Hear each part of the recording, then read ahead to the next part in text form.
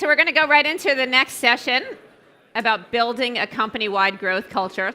I'm Allison Wagenfeld, operating partner at Emergence Capital, a venture firm focused on enterprise cloud companies. Hi.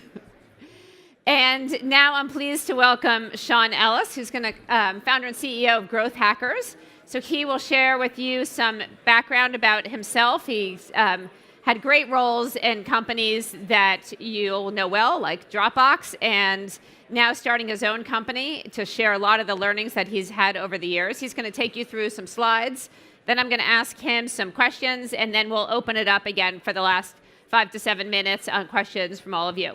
So with that, I'm going to turn it over. All right. Thanks, Allison. Yes. So hi, everyone. So yeah, I'm going to give a quick introduction to building a company-wide growth culture, and then we'll go into some of the challenges of doing that with Allison following that. So everyone here who isn't talking is looking to build a growth engine that gives them explosive growth. Of course, that's something that we all want. It's actually gotten a lot harder in recent years than people realize. One of the big reasons that it's gotten harder is that 10 years ago, when I was at LogMeIn running the marketing team, we were able to spend millions of dollars a month driving growth, but there was about a third or less of the money chasing each person online compared to how it is today. So we could invest money in growth, get a fast return on investment, keep cycling that money, build a team around primarily external customer acquisition, and it worked pretty well. But over this period of time, you've got a lot more dollars pouring in online, and at the same time, you've got this just massive fluctuation in channels, and so the things that work today are probably not going to work in another month or two. So for growthhackers.com, for example, one of our big growth channels is Twitter. And this weekend, there was an announcement that they're going to start to introduce an algorithm to Twitter, which is going to change that channel. There's probably going to be new opportunities that emerge from that, but there's going to be new challenges as well. And so ultimately, growth has become a lot more challenging. And to be effective with it, you've got to start to bring in your entire company into the growth process. So instead of just looking externally at driving growth, you want to look across all of the key levers of growth. So Dave McClure has what he calls pirate metrics, which is an R framework that goes from acquisition all the way down to activation, retention, revenue, referral. An improvement in any one of those areas is going to accelerate your growth trajectory. And the challenge is that each of those areas generally fall within different groups within the company. So a lot of those are going to be product-driven levers, and they're going to sit in the product team. Customer support's going to have a lot of impact on activation, and sales obviously affects growth. Business development does, and so the challenge is coordinating those efforts across all of those teams, and that's where a growth team comes in, who really helps to coordinate those efforts. To be successful, what you need, there's really three key things that you need to be successful in driving growth across a full team. First, you need broad participation, which is not easy. I'll go into a couple things to help with that. Then you need a weekly cadence, or maybe a every other week cadence, but you need to have a pretty good cadence of testing. And then finally, you need transparent learning that you can communicate out to the rest of the company as you figure out what works and what doesn't work. So let's look at broad participation first. This is not just within your company that you're driving participation. So this is actually, as I said, all of those levers are controlled by different people within the company. You want ideas from people who have unique insights from whether it's the support team. Engineers are going to have some insights. I'll show you an example in a little bit of a test idea that came from one of our engineers. Basically, all your internal people, but then externally, there's going to be, you may not have a person on the team who really understands how to leverage Pinterest, but Pinterest might be a great growth channel for you. So you want to be able to work with outsiders and bring them into the process so that as you explore some of these channels, you can at least use an expert to explore them. If it works, then you can figure out, do I hire somebody? Do I continue to work with outsiders? But you constantly want to get as much broad participation as you can. And your goal is to build a big backlog of growth ideas. So my team actually, we just crossed 700 ideas in our backlog, untested ideas. And I'll talk about some of the benefits of having a big backlog in a minute. But ultimately, what you want to do is take each of those ideas, rather than just have something that's written on a scrap of paper, you want to actually turn it into an experiment doc that includes things like your hypothesis. Why do you think that idea is going to work? Do you have supporting data that says that that hypothesis is likely to come true, or is it a total guess? Sometimes a total guess actually is a good thing and works out well. Target lever, where is it focused? Is it a specific channel? Is it deeper within the product? And then you want to be able to score each idea. So we use something that we call an ICE score, but some people use a PI score. But ultimately, for us, the ICE score is looking at it across a few different dimensions. So impact, if this thing works, is it going to be really high impact, or is it something that's just going to move the needle a little bit? Confidence, do I have a lot of data supporting this, and does it give me a high level of confidence? And then ease, is it something that's relatively easy to test, or is it going to take weeks of engineering just to figure out if it works? And the ideal experiment is going to be something that scores really well across all of those. So scoring on kind of a scale of 1 to 10, 10 being just something that's really good. If it's 10 impact, 10 confidence, and 10 ease, that's probably a really good test to run. So this is just an example as you start to think about what's the realm of ideas out there. You can find inspiration anywhere. So my time at Dropbox, I think when I was there, we only had one thing. So when you look at your computer, there's a little Dropbox icon up in the top of the computer if you have Dropbox, which most of you probably do. And when you hover over that, originally it was only giving you a shortcut to your recently saved files. But somebody had the good idea of making a share link when you hovered over it. And there's a whole onboarding with optimization that was able to happen through that share link. And then over time, someone else said, this is a great place to merchandise different ways to drive retention or additional monetization. So testing a message to get people to start saving their photos to Dropbox, and that's going to get them better lock-in, and they're going to hit the limit faster and need to upgrade. And then there's just a pure upgrade button. So over time, they've added a lot of things, and as you look across the web, you'll start to see other tests that people are running. LinkedIn has a ton of them, for example. But just across these different sites, you'll start to get ideas, and some of them are going to be relevant for your business as well. So once you have a big backlog of ideas, then you want to look at running a weekly cadence of testing around those ideas, and that's where your growth team comes in. So growth team should start with a growth master. A lot of times people think growth team, if you don't already have one, then you think, okay, I got to go out and recruit and hire a growth team, and maybe plan about 6 months to get them together, and then we'll be able to hit the ground and really start doing a lot of testing. But that's gonna stall a lot of what you could be doing starting right away. So at the very least, you should start with a growth master, somebody, sometimes called a product manager of growth or head of growth, but someone who's coordinating the efforts, and then make the rest of the team ad hoc. And so people on the ad hoc team might include some designers, some engineers, or an engineer, analysts. And then at my company, we also have a lot of the execs. So head of product shows up to our weekly growth meeting. Head of engineering shows up to our weekly growth meeting. I show up to the weekly growth meeting.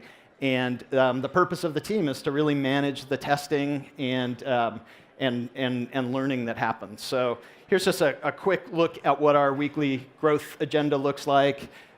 We start out with some of the high level, what are the growth metrics? Where do we see issues? Where do we see opportunities for growth? Review the last week's testing sprint, and this is where the ad hoc piece comes in nicely, that if you're finding that you had a bunch of things you planned to launch, but you couldn't get design resources, it's probably a pretty good argument to go and have a dedicated growth designer. Or you couldn't get engineering resources, get a dedicated growth engineer, and then just continue to be responsive. A key part of the meeting is anything that you've tested and it's run long enough and you can now start to analyze the results, capture that learning and talk about that learning, and that learning is going to be really important for informing future tests.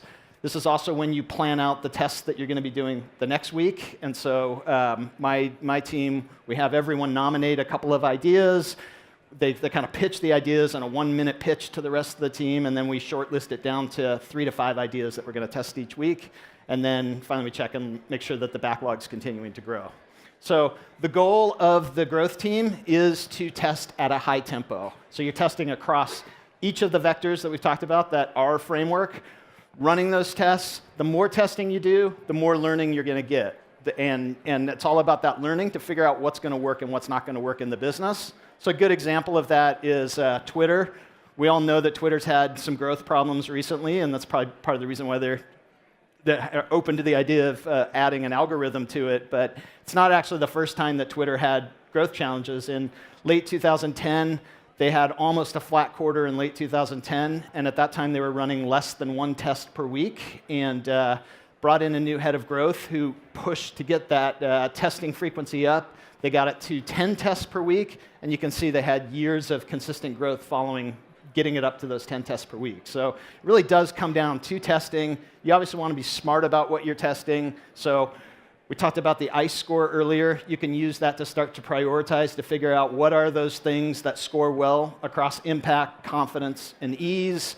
Some of the areas where you see opportunities to grow, you can kind of drill into those areas and try to pick, as you're nominating the test to run that week, try to pick some that are scoring well, and then manage the testing. Really important, appoint a product manager or a project manager to each test. So if it doesn't get launched, you got somebody to be able to describe why it didn't get launched. It could be anyone from the growth team. Ideally, you're going to want to have just somebody who actually either nominated that test or came up with it in the first place, because they'll be at least passionate to see it go live and really want to see it work. And then you want to run the tests for enough time to actually see if they worked. And so you want to follow the kind of testing best practices, where you can find a lot of stuff online about that. But don't run it from like a Monday to a Wednesday and compare it to something that ran from a Thursday to a Saturday. You want to run for full weeks, get a sufficient sample size, but there's a lot that's written about that, so I won't go into the details. And then finally, analyze the results. So always ask why. If a test did not perform as expected, don't just accept that. Like, figure out why. Figure out if did you have a clear hypothesis, and if it didn't deliver on that hypothesis, try to understand what happened. And if you can understand what happened, you can generally inform much better the tests that you're going to do after that. And then once you find stuff that works, you want to make sure that you actually start to act on that information, get those as part of your growth engine. So if it means hiring someone to manage that channel, if you can automate that channel, whatever it is, you just want to have it in the mix and continue to monitor how effectively it's working. And sometimes you need to run it as a separate test again a few months later to see if it's still working, because again, those channels are in flux. And then the last piece, transparent learning. You've run the analysis, you've run the testing. If you don't share that learning externally with the rest of the team, you're going to have a really hard time getting the rest of the team to submit ideas, because they don't know what's been tested and what's not been tested. So it's not just about sharing the wins, but it's also sharing the things that didn't work. A lot of times the things that didn't work are what lead to the big breakthrough ideas that end up working really well. And so got to communicate that and make that available to everybody. Here's just an example of a test that we ran on our team based on sharing some information externally. This is really data that showed us that when we had media embedded on the site, that led to longer sessions. It's pretty intuitive. You could have figured that out. But essentially, GrowthHackers is linking often to resources that will help you grow. But there's a lot of great YouTube videos and slide shares that there's no reason to link off to SlideShare or YouTube. Those properties are designed for media that can be embedded to where we can then recommend other content that's related to that, host discussions around it, kind of take it to the next level. And our challenge was that we had to actually do that through our admin, set that information up in there, and we missed a lot of them. But when we presented it to one of the engineers, he said, oh, there's this thing called OEmbed, and with OEmbed, we can automate that. So as soon as our system detects it's a YouTube URL or a SlideShare URL, it'll automatically pull that media in, and that led to 41% more embeds, which led to longer sessions. So again, ideas can come from anywhere within the organization. So this is the last point that I have, and then we'll have some conversation. So it's really easy to get super process-oriented or super numbers-oriented and kind of lose track of the purpose for what you're doing as you try to build a growth culture. Ultimately, what you're trying to do is that last session was all about product market fit, and product market fit is about creating value for people. And once you've created that value, you need to deliver that value. You got to find the right people for that and get the right people experiencing the product in the right way. And as you obsess on that, and as you get the rest of the team to obsess on that, it's a lot easier for them to want to participate in the process. That they're not going to look at it as, oh, that's just like spammy marketing stuff, but instead it's about really figuring out how do we connect with the right people, how do we clear away the friction that prevents them from having a great experience with the product, how do we set the right expectations and drive momentum and bring them in? And so that obsession on value will get a lot more people interested in actively using the product and get the rest of your team actively participating in the process. So that's it for some slides, and then we'll have some conversation around it. Great.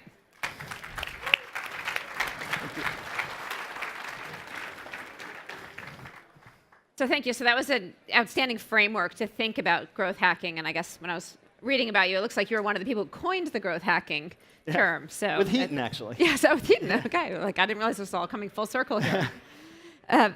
So I want to dig into some of the more like tactical questions around this. Is there a certain size that a company needs to be before you layer this team in? Yeah. So what's interesting, when I was at Dropbox, like we were like 8 or 10 people, and so at that point, again, it's less about the team or like an external team being layered on there, and more about everybody at that point was part of that growth team. By having the early people see some experiments that we were running, once they saw some wins from those experiments, it got contagious, and everybody started quantifying code a lot more and quantifying features, and it relates to lean startup type things, but it also is just, it gets addictive once you start to see those numbers. So I think early on you may not need a big team, but this ad hoc approach can work with a pretty small team. A small team, great.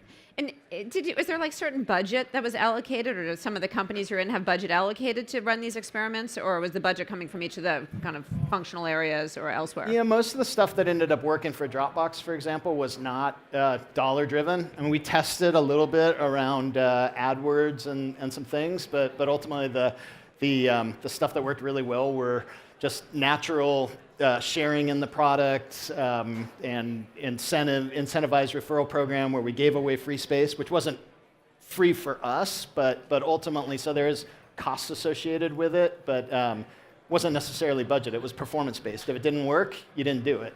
Yeah, makes sense. And it looks like one of the key elements, I mean, the fact that you have kind of 500 kind of inputs, you must have some kind of system that everyone's, like tactically, where are people putting their ideas? How are they getting put in there? How does everybody even know in a company to submit ideas? Yeah, the systems are evolving. So I think probably the majority of companies today are still using spreadsheets and Google Docs and kind of a hodgepodge of things. Trello is getting better for it, and then my team is actually trying to build a system, and so some of the things that you saw there is a private beta product that we're working on. Okay, yeah, because I couldn't recognize what that product was. Okay, well then you can help sell your product now. And what are some times that things haven't worked? I imagine that you've tried not just experiments, but kind of culturally in a company, there's probably some aversion to this until you've kind of spread the gospel a little bit. Mm-hmm. Walk us through some times where that hasn't worked as well and what you've done to overcome any opposition. So I think one of the things that tends to throw off growth testing is big projects. So whether it's like in my own company, when we were we started super MVP on like a WordPress hosted version of GrowthHackers, and then we rebuilt it all in Ruby, and so you're suddenly like, oh, we won't do testing until we get this thing back out. And then there was a redesign, and like, oh, we won't do testing until we get this back out. And it's really easy to break that rhythm. But every company I talk to, it's when the rhythm breaks, it's hard to start it back up because everybody has big product initiatives. So they start pulling the growth engineers into big product initiatives, and it's marketing and growth tends to be a proactive thing rather than a reactive thing, and so it's easy to take something away from proactive, but at the end of the day, if you're not growing, you're not building a valuable company, and so it takes a lot of discipline to continue to invest and drive the process. Yeah. So if the CEO is not a champion, can this still happen, growth hacking, or does it really have to come from the very top? I think it has to come from the very top. The CEO, I mean, what's the interesting thing that I've found is that the CEOs that are really good participants in the process are, they don't want to just throw out ideas because they know their ideas may not be as good as other people's. So if there's not a good way of scoring them, like the ICE scoring system, it's just basically the CEO said we should test it, drop everything and go test this. And by having a systematic process of nominations and kind of being able to hone in on what are the best opportunities based on what the data says, it's a way for the CEO to be able to participate and actually not dominate the process, but be an active participant in it. And then you talked about the concept of a growth master, that you need somebody who's kind of running the meetings. How would you pick for those people here that want to kind of set up a growth master in their company? What are some of the characteristics of that person? What function might they be in? How long should they have been at the company? What's been successful in your experience? I think the most successful ones tend to come out of product organizations, tend to have a lot of really good project management experience. Yeah. They need to lead the growth meeting, so they've got to have some authority a little bit, or some level of being able to manage that. A lot of them have pretty good analytics background. Like ours is a woman that we hired out of a bigger company, Broadcom, but she was used to navigating around challenges in a bigger organization, and so she's been really good for managing the process with us. But I think the biggest thing is someone who's dedicated to the process and then just is going to be relentless about keeping it on track. Yeah. That makes sense. So I want to make sure that we have time to get some questions from the group. Anybody have any questions right now? Yeah, you can go right ahead there. And then, yeah. Yeah, hi. My question centers around what type of experiments actually to run at the moment. I'm struggling. We have a growth team, but I'm struggling on the experiments we do with paid acquisition channels or organic acquisition channels versus the experiments we do in product with the flow. Have you got any like percentages? I don't want to create a culture where we're just over experimenting, to be honest with you. Have you got any advice on that? Yeah. So in kind of picking the area to experiment within, it does change company by company. So if you've done almost all external testing, then you probably have a lot of low-hanging fruit around retention and activation. But the challenge with retention and activation experiments is that generally you can only do one at a time, or you start creating too much noise around the data, where acquisition experiments you can run 20, 30 on top of each other, and it's not going to mess things up. So, and acquisition experiments, you can often see your ROI much more quickly, and so you don't need to be quite as deliberate about it running between these days and that sort of thing. And you can also, if you end it early, you can model out your return on investment, but then you can go back and check it maybe a month later and see, okay, once those people in a SaaS product, if you've got a long sales conversion cycle, did we get the ROI that we thought we were going to get based on the early models of getting people to a certain point in a trial, say, but 3 months later, did those people convert at a value that made that a cost-effective channel for us? Yeah. Right over there. Oh, yeah. We'll go back to you. Okay, sorry. Yeah. Hi there, Jordan H. Franklin from Grovo Learning. I wanted to ask a question about your framework for prioritizing your tests. I see that most of it's focused on upside and what are we going to get out of this test, how will it benefit our users. How do you assess risk in downside of what's the worst that could happen with this sort of test?